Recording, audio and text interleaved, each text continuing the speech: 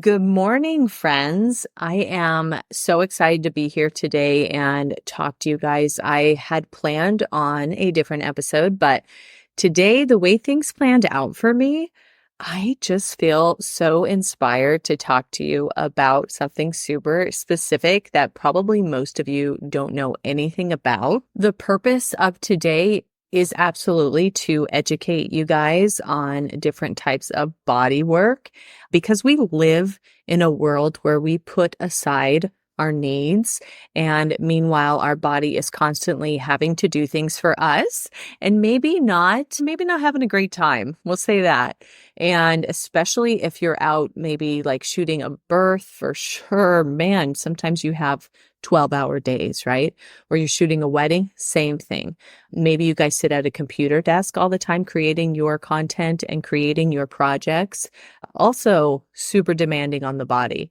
And so, yeah, I really would love to bridge this gap between what you're physically doing and what kind of body work or other things you can add into your life to kind of help facilitate just a more healthy version of yourself.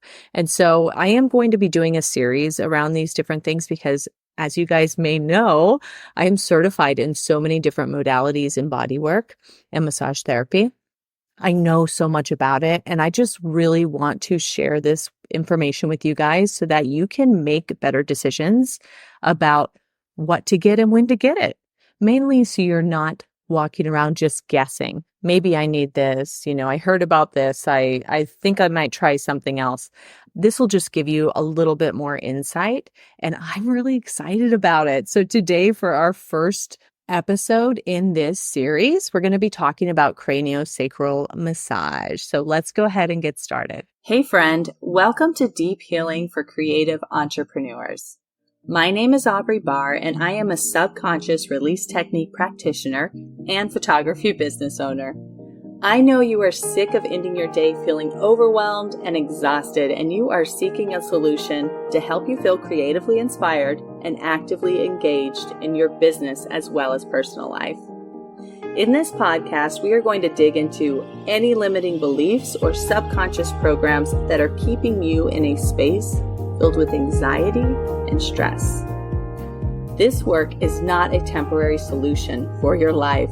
No, this is a complete transformation. So grab your coffee or tea and let's start you on the road to healing. And let me just say, you can do this, you are worth it, and you are meant to thrive in life and business. So let's dig in. All right. Here we go. This is what happened, you guys. I have, been a massage therapist for almost 2 decades. And in that time, every couple years, I have to take another course. I have to get another certification. Just so happens most of the time I get more than what I have to get because I'm a forever student, 100%. But I have kind of accumulated this toolbox of things I love to use. You guys have heard about me talking about subconscious release technique, and that is more of a virtual offering. That's something that I do my online coaching with, as well as even Reiki, right? That's something I can do long distance, let's say. But some of the things that you have to do in person, I feel like the knowledge of understanding what exactly it is, what the contraindications are, why you may want something like that, I feel like that's super valuable to people like us who are super creative and kind of get lost in our work sometimes and push our boundaries with what our body can do a lot. I know some of you are giggling to yourself because I've heard horror stories about how much people will work like around the busy season or different things like that. I think if you understood what your body is trying to tell you, right, when it has these aches and pains in certain areas, or it's experienced a long day, or your back goes out or whatever, I think if you understood that language, the language of your body, it would be easy then to choose a certain modality for you to be able to get back in the game, to feel better, to, overcome whatever it is you're dealing with. So I figured for today's first episode on this, we'd start with something a little bit more unknown. I think it flies under the radar a lot. I live in Florida, and the craniosacral therapy courses that I took were developed by a DO, so a doctor of osteopath named Upledger. And he actually has his institute in West Palm Beach. So it's about a 4-hour drive from me, which is not that far when you're going to go for the weekend to West Palm Beach. A1A, right? That's like, it actually took going to West Palm Beach to realize that's where that line in the Vanilla Ice song came from. So anyway, yes, it's a beautiful place. And there's people who come from all over to come to this institute to learn craniosacral therapy. So it's pretty well known. And there was actually a study that happened there with retired NFL players. And I'll give just a brief summary of what's happening with craniosacral therapy. So basically, it's a more passive technique. So you absolutely almost feel like just light fingers, like the weight of a dime on your body for most of it. And other times you can feel just the energy flow everywhere. So it's super light touch. I would classify it as light touch. In fact, it can be done right after a car accident, which a lot of things can't. When the body is super inflamed like that, there's a lot of different techniques and touching in body work wise that we avoid. So yeah, it's a really good passive approach to some of the ailments that happen even acutely. So I love craniosacral therapy for that it can be done on anybody. It also can be done for children and infants, and I've been able to do that. It's a lot of fun, and it's amazing to see their reaction because they feel it. So it's pretty much indicated for any kind of situation, but specifically for a fall. So let's say you have a big fall, or you get a concussion, or you end up with a bump on your head, or anything like that that really happens between your head and all the way down to your sacrum. It's going to be indicated to get a craniosacral massage. So yeah, it's pretty easy. And the thing to remember too, and maybe I'll get into this a little bit, but you don't even have to take your clothes off for craniosacral. It's such a light touch, and it actually can be done over the sheets. So you don't want to be wearing any wires, like let's say a wire bra or a belt, or you can't have your phone in your pocket or anything like that. But besides that, it's pretty easy to do, like as far as accessibility goes. Okay, so what exactly is craniosacral massage? And this is going to be a summary by Aubrey. This is not going to be a scientific, detailed summary because I'm trying to kind of make it easy for you guys to understand without making you want to turn off your podcast because I'm going over all these scientific and anatomical body parts. So here's a nice balance, okay? The system that really we're talking about here is how the cerebral spinal fluid is made in the brain, and it goes between the skull and the gray matter, right? And it flows down through the spinal cord, down to the sacrum, and back up again. So this, quote, system is what we work on when we do craniosacral massage. Now, there's a lot of reasons why you might want craniosacral massage because there's a lot of things that go wrong, so to speak, when this system is interrupted. So you might have some, what I would call a block, right? You might have some blockages, certain places. It actually, when this system is flowing, it creates a pulse. So similar to a heartbeat, except for a lot slower. So if a heartbeat, maybe 60 beats per minute, this would be like, let's say 12, or maybe a little slower in someone older. A young kid, maybe 14, right? But it's just this natural, slow, methodical pulse that when we first start the massage, your craniosacral therapist will be feeling for this pulse because it tells us a lot about what's going on. It tells us if it's getting stuck on one side. Let's say your right side's getting stuck more than the left. It shows us if there's a pull. It's hard to explain some of it, but there's a lot of information that's taken in the first 5 minutes of one of these massages just because we're assessing what the body's like and what it's going through. So then the next part of it is we go through the system and we make corrections where they're needed. So we do a lot at the head of the table, your face up, and we do a lot with one hand under your back, like even your rib cage, under your thoracic and under your sacrum, and one hand on top. So we're doing a lot of movement, but it sure doesn't seem like much when you're the patient and you're laying down on the table. It just seems like, what are they doing? So it's really cool to kind of explain it. But throughout the massage, what we're really going for is kind of a realignment and a redistribution of this cerebral spinal fluid, right? We want to make sure that that flow keeps going, that again, it pulses on both sides evenly, that there's a match there, that it's a nice, strong pulse. And then we're also looking to make sure that we have cleared any of the blockages that we're feeling. And I know because it sounds like a light touch that it sounds like it's all energy work, but there is a massive physiological side to this. And we can actually feel them because our palpation skills have gotten so good over time and learning this kind of language of the body that it's very easy for us to be able to connect to that and actually feel these blockages. And sometimes these blockages are in the form of adhesion tissue. And so that's going to be your fascia that got really, really tight. If you guys don't know what fascia is, I told you I'm not going to go in too deep, but this is something that will come up again and again because I am a myofascial release therapist as well. And fascia, man, let me tell you, it will get tangled up, but it's basically like this sheath that goes over all of your muscles, all of your organs, your arteries and your veins. It's around everything. If you've ever heard of the pericardium sac, that's where the heart is. That's fascia. So it goes around every part of your body and it kind of keeps things a little organized. But if it rubs up against another area, it will often form like this tight, picture saran wrap. If you picture saran wrap and you start to twist it and it kind of sticks together, it's kind of like that in a lot of ways.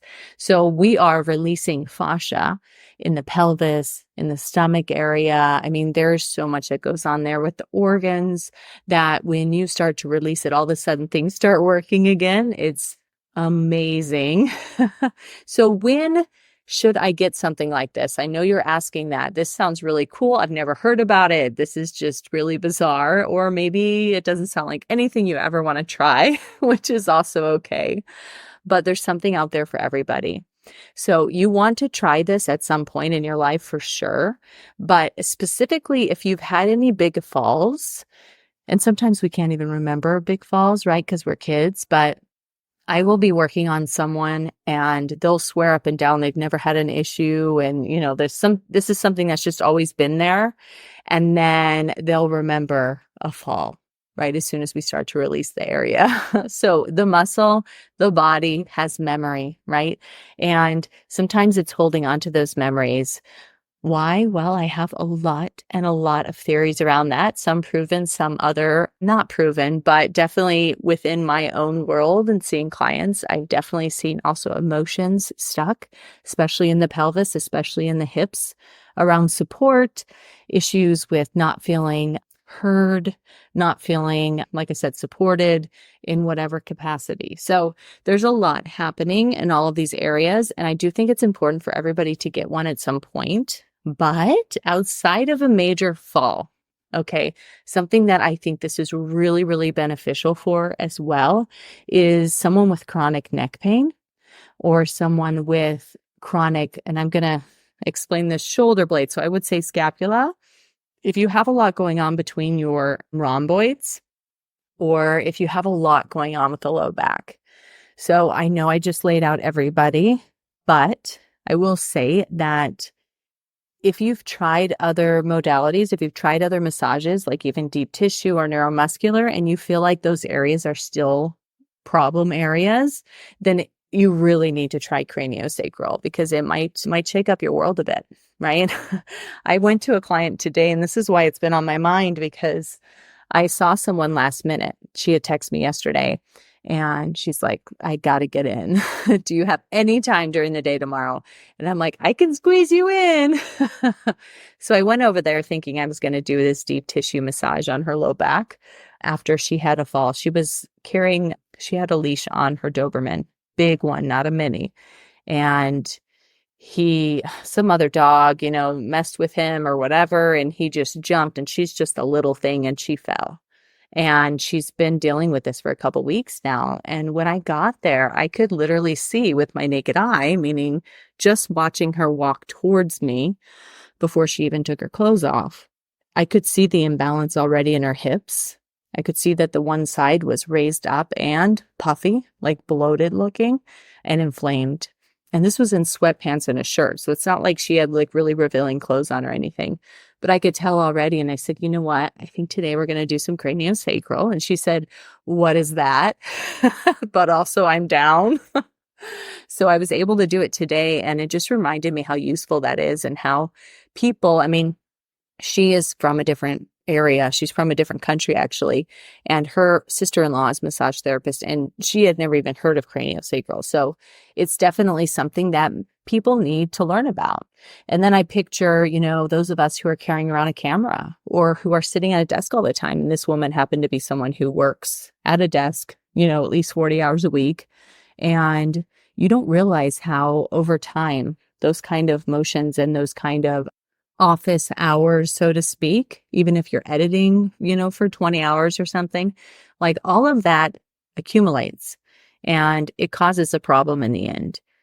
And it's really important for us to listen to our bodies, know when to take breaks. And I know I harp on this part of it all the time, but that's why I wanted to give you an idea of what you could do, what you can seek out, right? If this sounds like something to you where you're like, wow, that actually sounds like it would be really amazing for me. Now you know where to look.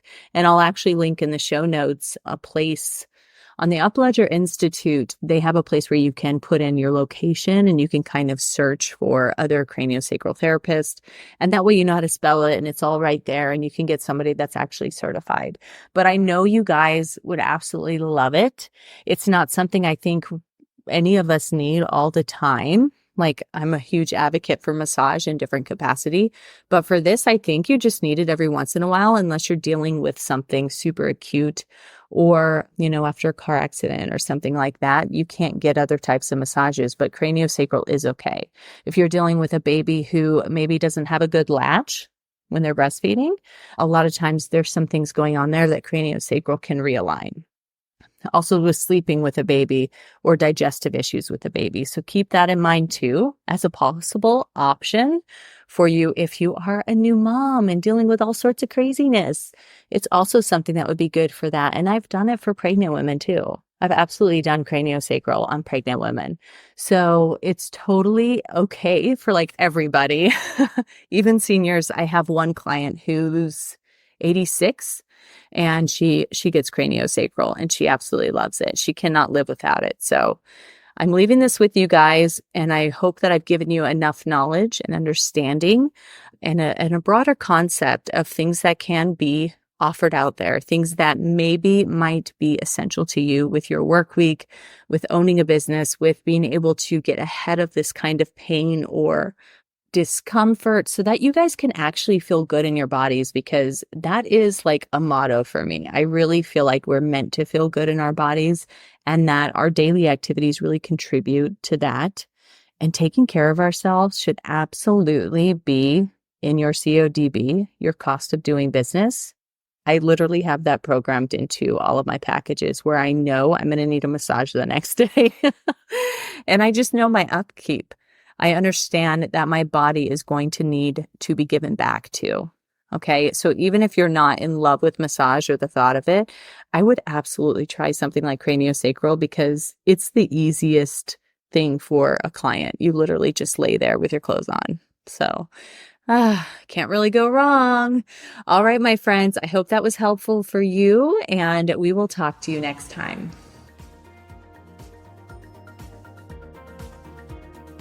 I hope this podcast spoke to you in some way.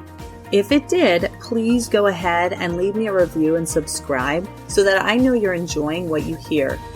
And further, if you know somebody else who owns their own creative business and struggles with anything that we spoke about, please pass this on, because it is my hope that we will be able to build a community of like-minded individuals who love on each other and appreciate the many facets that make our creative business so unique. And lastly, check out the show notes to find my free Facebook community and other useful links to work with me. All right, friend, see you soon.